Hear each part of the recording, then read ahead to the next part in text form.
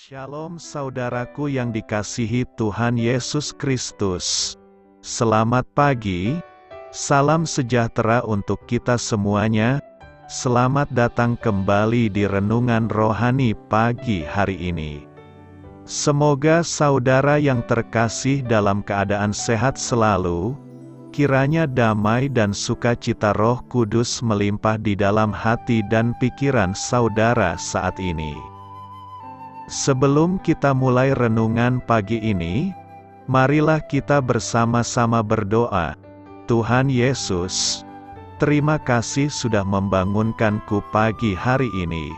Terima kasih atas penyertaan dan perlindungan Tuhan.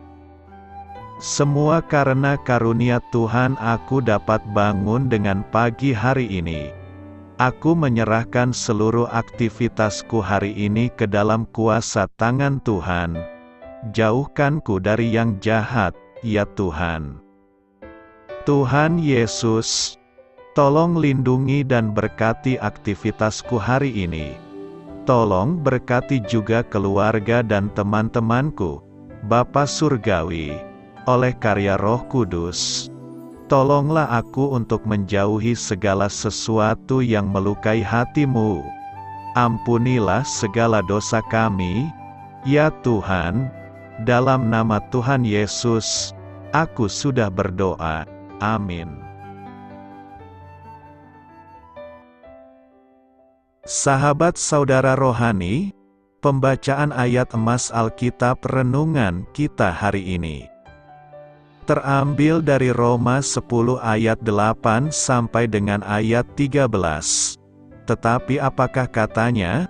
Ini, firman itu dekat kepadamu, yakni di dalam mulutmu dan di dalam hatimu. Itulah firman iman, yang kami beritakan.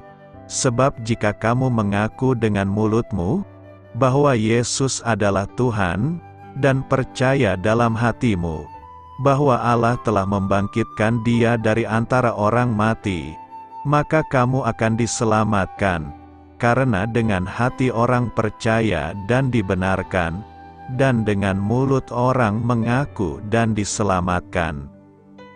Karena kitab suci berkata, barang siapa yang percaya kepada Dia, tidak akan dipermalukan, sebab tidak ada perbedaan antara orang Yahudi dan orang Yunani. Karena Allah yang satu itu adalah Tuhan dari semua orang, kaya bagi semua orang yang berseru kepadanya. Sebab, barang siapa yang berseru kepada nama Tuhan, akan diselamatkan. Roma 10 ayat 8 sampai dengan ayat 13.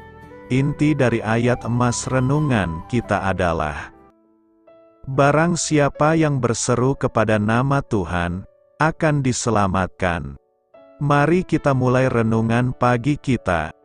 Judul renungan kita hari ini adalah Pintu yang Sama Bagi Semua Orang, ditulis oleh Arthur Jackson. Mari kita mulai kisah inspiratif. Sewaktu saya kecil, restoran di lingkungan tempat tinggal saya masih memberlakukan aturan yang mengikuti dinamika sosial dan rasial pada akhir 1950-an sampai awal 1960-an. Para pelayan dapur Mary si juru masak, dan para pencuci piring seperti saya berkulit hitam, sementara para pengunjung restorannya berkulit putih. Pelanggan berkulit hitam dapat memesan makanan, tetapi harus mengambilnya di pintu belakang. Kebijakan tersebut mempertegas diskriminasi terhadap orang kulit hitam di masa itu. Meski semua itu telah lama berlalu, kita masih perlu bertumbuh dalam cara kita berhubungan dengan satu sama lain sebagai manusia yang diciptakan serupa dengan gambar Allah. Bagian-bagian kitab suci seperti Roma 10 ayat 8 sampai dengan ayat 13, menolong kita untuk memahami bahwa semua orang diterima dalam keluarga Allah. Tidak ada yang perlu masuk lewat pintu belakang. Semua orang masuk melalui pintu yang sama, melalui iman pada kematian Yesus yang menyucikan dan mengampuni kita. Alkitab menggunakan kata diselamatkan untuk pengalaman transformatif tersebut. Situasi sosial atau status rasial kita tidak menjadi faktor penentu. Karena kitab suci berkata, barang siapa yang percaya kepada Dia, tidak akan dipermalukan. Sebab tidak ada perbedaan antara orang Yahudi dan orang Yunani. Karena Allah yang satu itu adalah Tuhan dari semua orang, kaya bagi semua orang yang berseru kepadanya. Apakah dalam hati Anda mempercayai apa yang Alkitab katakan tentang Tuhan Yesus? Jika ya, selamat datang dalam keluarga Allah. Marilah kita renungkan di dalam hati kita, apa buktinya dalam hidup Anda, bahwa Anda mempercayai pesan Alkitab tentang pengampunan melalui Tuhan Yesus? Siapa kenalan Anda yang perlu mendengar kabar baik tentang Kristus itu? Hal ini patut kamu ketahui.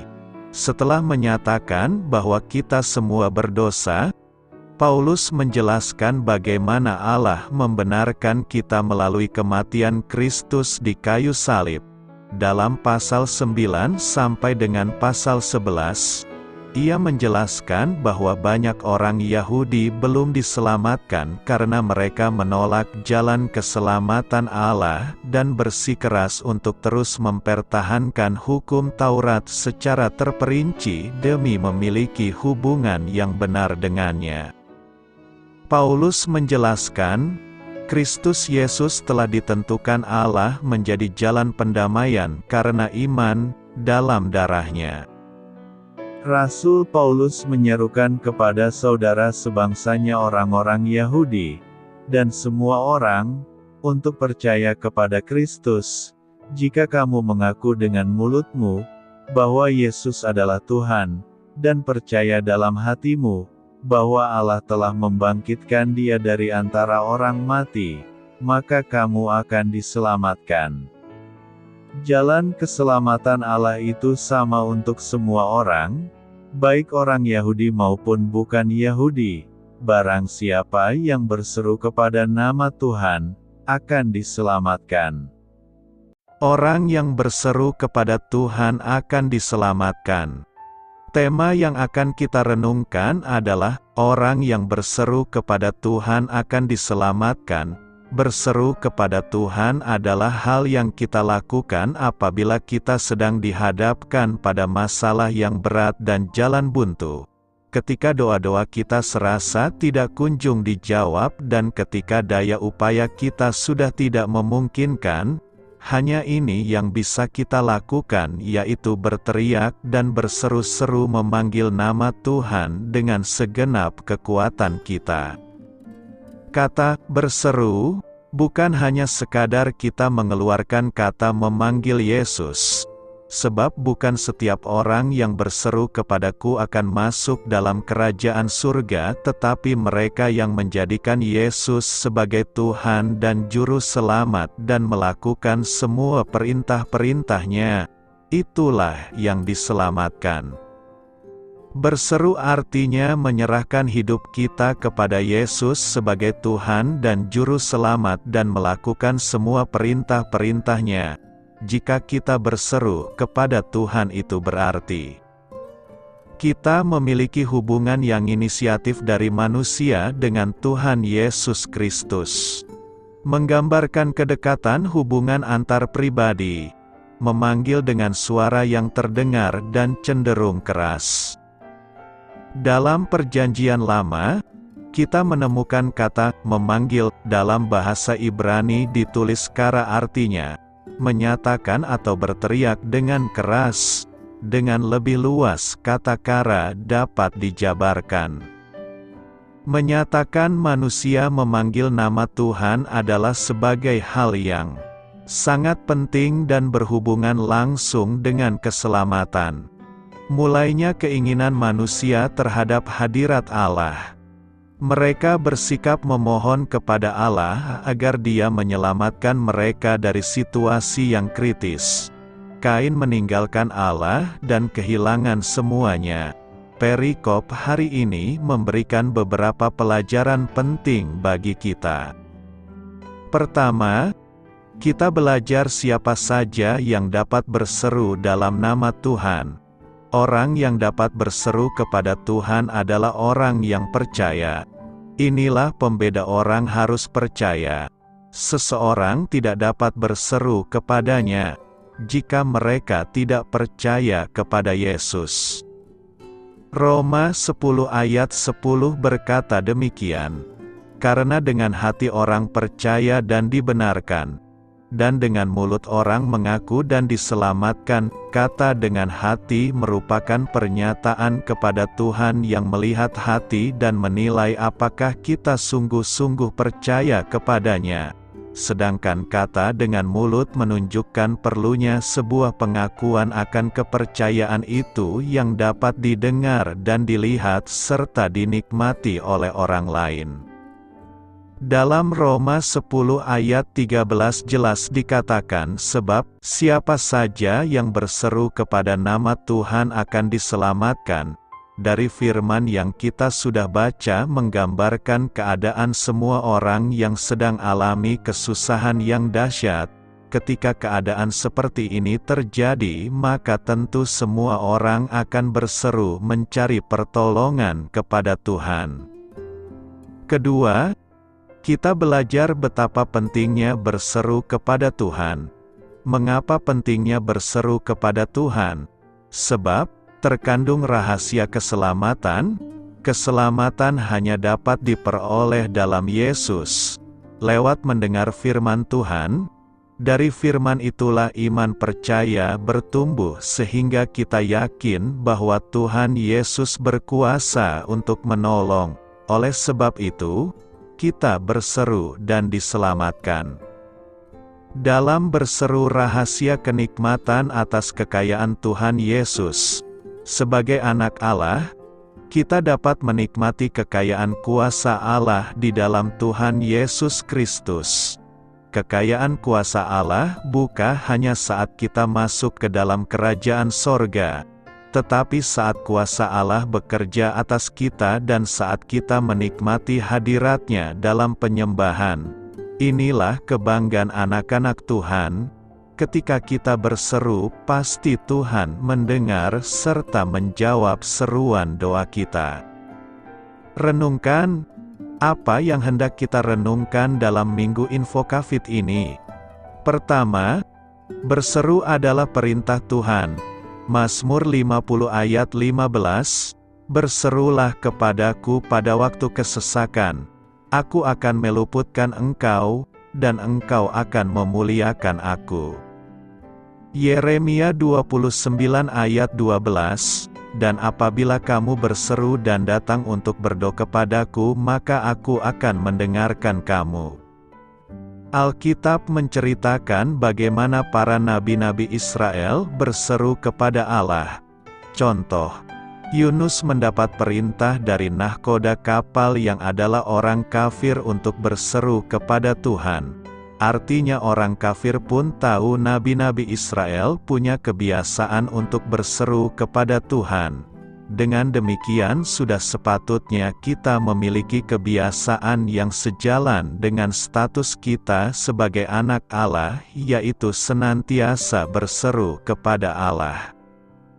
Kedua, berseru merupakan keinginan Allah. Keinginan yang dimaksud adalah untuk kebaikan umat-Nya. Kita yang sudah menerima keselamatan karena itu, kita berseru dan menaikkan mazmur pujian bagi Dia. Berseru kepada Tuhan jalan sukacita untuk minum sumber air keselamatan Allah. Berseru kepada Tuhan adalah jalan untuk menikmati kesenangan dari Allah. Ayub 27 ayat 10.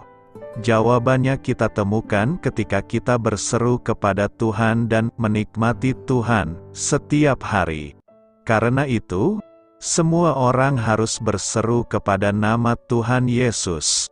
Sebab berseru adalah perintah Tuhan dan juga keinginan Tuhan, sebab ketika kita berseru kita dapat alami keselamatan dan menikmati aliran-aliran air hidup, yaitu Roh Kudus sebagai jalan sukacita dan menikmati Tuhan. Apa artinya? Siapapun yang berseru kepada nama Tuhan akan diselamatkan. Nabi Yul menyampaikan peringatan kepada orang-orang Yehuda. Namun pesannya melampaui zamannya untuk berbicara kepada orang-orang sepanjang masa lalu, saat ini, dan masa depan. Ia bercerita tentang penghakiman Allah atas dosa dan mendesak orang-orang dimanapun untuk bertobat dan kembali kepada Allah. Yul meramalkan hari ketika Roh Allah tersedia bagi setiap orang percaya.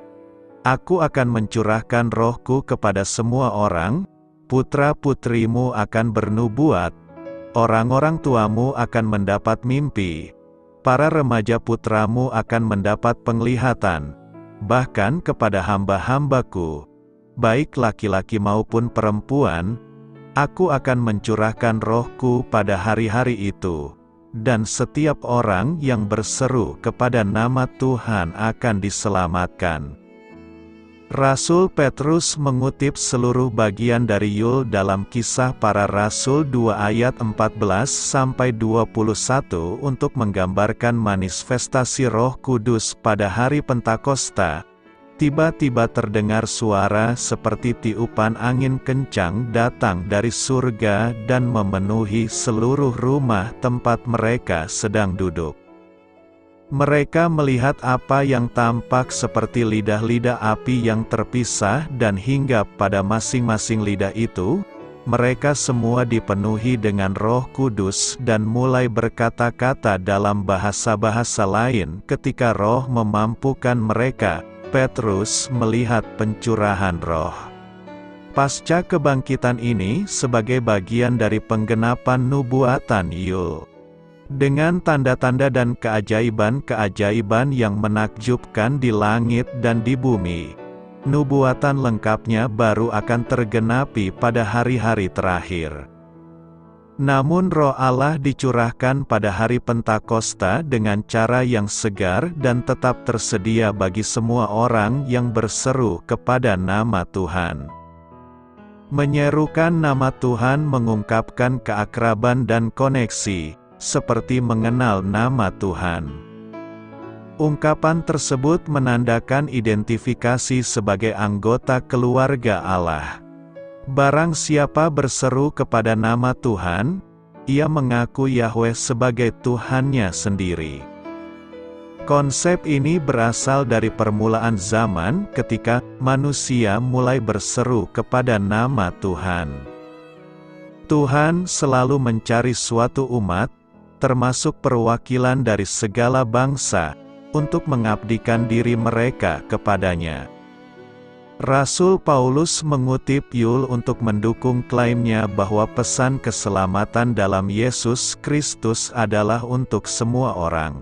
Sebab tidak ada perbedaan antara orang Yahudi dan orang bukan Yahudi. Tuhan yang sama adalah Tuhan atas semua dan dengan limpah memberkati semua yang berseru kepadanya. Sebab setiap orang yang berseru kepada nama Tuhan akan diselamatkan. Orang Yahudi dan bukan Yahudi serta orang-orang dari setiap bangsa menerima janji keselamatan Allah atas dasar yang sama melalui iman kepada Yesus Kristus. Tidak ada seorang pun yang dikecualikan. Setiap orang mempunyai kesempatan untuk berseru kepada nama Tuhan dan dibebaskan dari dosa, diampuni, dan diselamatkan. Paulus menekankan penyebutan nama Tuhan dengan suara keras dan juga dalam hati. Jika kamu berkata dengan mulutmu, Yesus adalah Tuhan dan percaya dalam hatimu bahwa Allah telah membangkitkan Dia dari antara orang mati, maka kamu akan diselamatkan. Menyerukan nama Tuhan berarti mengakui ketidakberdayaan dan kebutuhan kita akan Tuhan. percaya pada kuasa-Nya untuk menyelamatkan kita, dan dengan putus asa berseru kepada Tuhan dari hati untuk keselamatan-Nya. Mereka yang berseru kepada nama Tuhan menaruh pengharapan mereka kepada Allah yang hidup, yang adalah juru selamat semua orang, dan terutama mereka yang percaya. Anak-anak Tuhan berseru karena rasa tidak mampu, ketergantungan, dan keyakinan sejati bahwa hanya Dia yang dapat diandalkan untuk menyelamatkan. Siapapun yang percaya kepada Yesus Kristus dengan percaya kepadanya akan diselamatkan.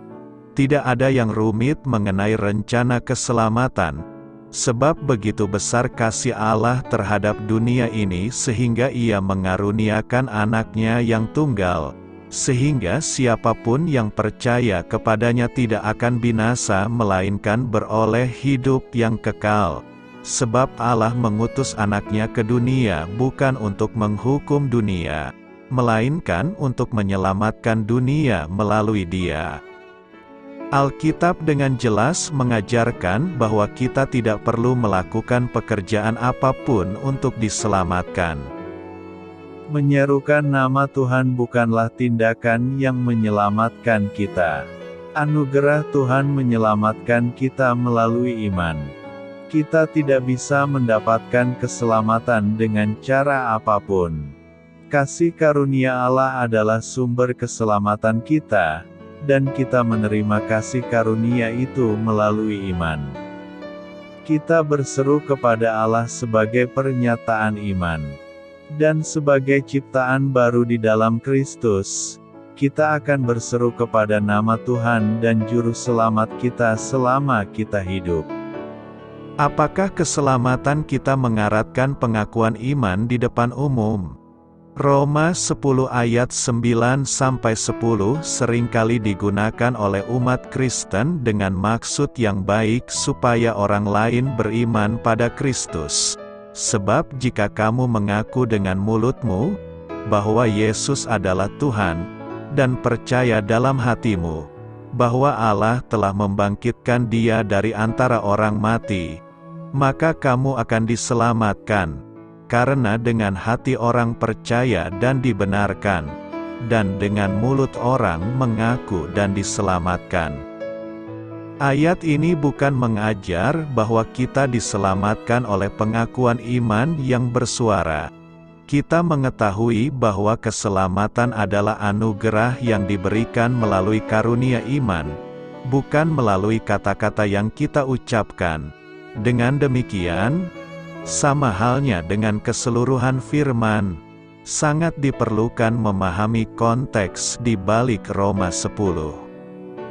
Pada waktu penulisan kitab Roma, seseorang yang menerima Kristus dan mengakui Dia sebagai Tuhan di depan umum akan berujung pada penganiayaan, dan pada akhirnya, kematian. Pada waktu itu, memeluk Kristus dan mengakui Dia sebagai Tuhan, dengan mengetahui bahwa penganiayaan pasti menyusul, merupakan indikasi keselamatan yang sejati dan karya Roh Kudus. Pengakuan iman secara terbuka sangat jarang dijumpai ketika taruhannya adalah nyawa. Dan itulah kenyataannya di dalam gereja mula-mula. Ungkapan, "Kamu akan diselamatkan," tidak dimaksud menyatakan sebuah jalan keselamatan alternatif melalui pengakuan iman di depan umum, melainkan menyatakan fakta bahwa seseorang yang menghadapi prospek dihukum mati tidak akan mengakui Kristus sebagai Tuhan jika dirinya belum selamat. Di dalam Roma 10 ayat 10 kita membaca, "Karena dengan hati orang percaya dan dibenarkan, dan dengan mulut orang mengaku dan diselamatkan." Dalam versi bahasa Yunani aslinya terkandung ide seseorang membenarkan dengan ucapannya apa yang telah terjadi dalam hatinya, dan menyukurinya. Roma 10 ayat 13 menyatakan, "Barang siapa yang berseru kepada nama Tuhan, akan diselamatkan." Ayat 14, sebaliknya, mengindikasi bahwa seruan kepada Tuhan adalah hak mereka yang telah ditebus. Tetapi bagaimana mereka dapat berseru kepadanya, jika mereka tidak percaya kepada Dia? Selebihnya, ayat 12 juga menyatakan, sebab tidak ada perbedaan antara orang Yahudi dan orang Yunani, karena Allah yang satu itu adalah Tuhan dari semua orang, kaya bagi semua orang yang berseru kepadanya. Dengan jelas ayat 12 tidak mengacu kepada keselamatan, karena orang yang berseru kepadanya sudah percaya kepada Dia, menurut ayat 14. Sebagai konklusi, Roma 10 ayat 9-10 bukan sedang menetapkan pengakuan iman secara umum sebagai syarat keselamatan. Yang sedang diajarkan ialah jika seseorang begitu mempercayai Kristus dan mengakuinya sebagai Tuhan, walaupun tahu bahwa penganiayaan pasti menyusul, maka bukti keselamatan orang itu meyakinkan. Mereka yang diselamatkan akan mengakui Kristus sebagai Tuhan karena Ia telah menanamkan iman di dalam hati mereka. Sama halnya dengan pembaptisan dan perbuatan baik lainnya, pengakuan iman secara publik bukan cara selamat, melainkan ialah bukti keselamatan. Firman itu dekat kepadamu, Roma 10 ayat 8 berkata, tetapi apakah katanya? Ini, firman itu dekat kepadamu, yakni di dalam mulutmu dan di dalam hatimu. Itulah firman iman, yang kami beritakan. Firman itu dekat kepadamu, yakni di dalam mulut dan di dalam hati kita masing-masing. Firman di mulut dan di hati berbicara mengenai kebersatuan kebenaran yang diajarkan Paulus dalam kehidupan orang percaya. Kalau hukum Taurat hanya bersifat lahiriah, tetapi kebenaran iman dalam kehidupan orang percaya adalah Taurat yang disempurnakan, yaitu kesucian Allah dan dikenakan dalam kehidupan setiap hari, sehingga segala sesuatu yang kita ucapkan dan kita pikirkan selalu sesuai dengan kesucian Allah. Iman orang Yahudi bertumpu pada Taurat sebagai hukum kehidupan, tetapi orang percaya Tuhan sendiri menjadi hukum dalam kehidupan ini. Kalau bangsa Yahudi membutuhkan Musa sebagai perantara untuk memperoleh hukum, tetapi orang percaya tidak memakai perantara siapapun, sebab Allah Anak sendiri yang turun dari surga. Kalau dalam Perjanjian Lama, imam besar yang mewakili umat bertemu dengan Allah setahun sekali membawa darah domba sebagai sarana pendamaian bagi umat, tetapi dalam Perjanjian Baru, Yesus yang menjadi imam besar, membawa darahnya sendiri sebagai korban pendamaian bagi semua manusia. Ada dua kata yang sering kita dengar berkaitan dengan firman, yakni kata rema dan logos. Dua kata ini sering disalah mengerti oleh sebagian orang, seolah-olah kata rema sama dengan logos, padahal sangat jauh berbeda maknanya. Secara sederhana, bahwa kata rema berarti kata yang diucapkan melalui mulut. Memang sebagian diterjemahkan dengan firman, tergantung konteks. Apabila yang mengucapkan adalah Allah atau Yesus, di dalam Alkitab bahasa Indonesia, sebenarnya lebih tepat diterjemahkan dengan perkataan atau pengucapan. Kata logos merupakan firman yang tidak hanya berupa perkataan, tetapi jauh lebih luas dan lebih mendalam ketimbang rema. Tapi, ada beberapa kalangan Kristen, terutama kalangan harismatik yang mengartikan rema seperti bisikan Roh Kudus, yang dianggap lebih tinggi daripada logos. Ini sebenarnya tidak tepat.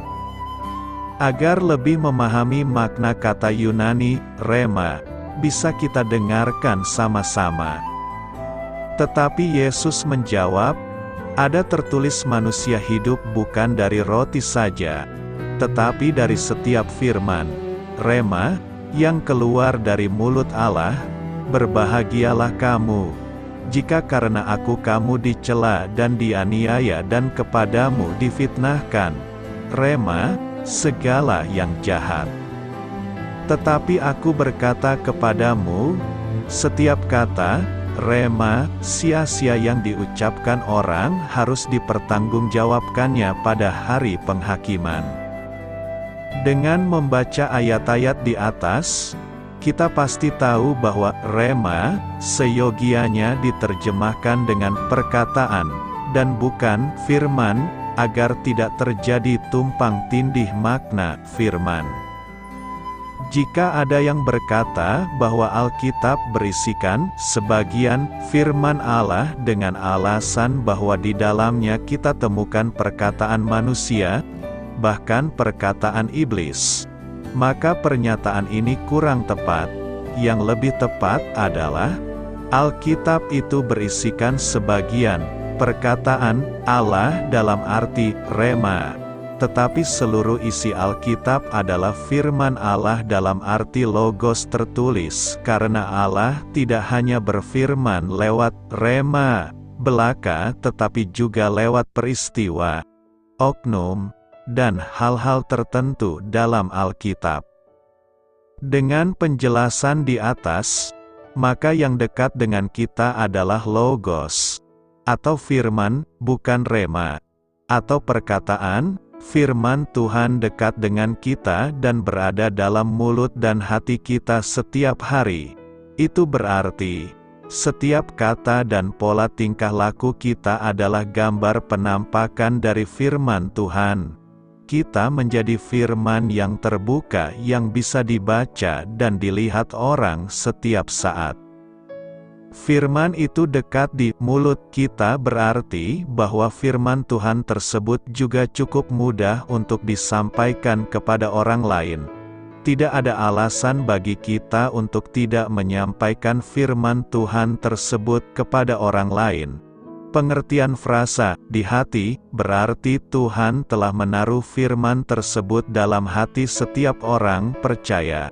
Ketika kita melakukan sesuatu dan merasa bahwa hal itu salah, berarti Tuhan sedang mengingatkan kita untuk bertindak sesuai dengan firman Tuhan. Lalu apa yang harus kita lakukan? Pertama, marilah kita menjadi pelaku firman itu sendiri. Kita sendiri harus melakukan firman Tuhan yang telah kita baca atau kita dengar. Percuma jika kita mengaku diri kita beriman kepada Tuhan tetapi kita tidak pernah melakukan firman Tuhan. Bukankah firman Tuhan adalah firman yang membumi? Ketika Tuhan memberi perintah atau larangan, pastilah Tuhan sudah memperhitungkan bahwa manusia akan mampu untuk melakukannya. Kedua, marilah kita membagikan firman tersebut kepada orang lain. Dengan firman yang sederhana dan membumi, seharusnya tidak ada alasan bagi kita untuk tidak membagikan firman tersebut kepada orang lain. Karena itu, jadikanlah firman Tuhan itu dekat dalam mulutmu dan hatimu. Doa saya menyertai saudara sekalian. Marilah kita menyampaikan doa syafaat. Ya Bapa, hatiku bersukacita, karena Engkau begitu mengasihi dunia ini, sehingga Engkau telah mengaruniakan anak-Mu, Yesus Kristus. Amin. Sampaikan harapan dan permintaan saudara kepada Tuhan.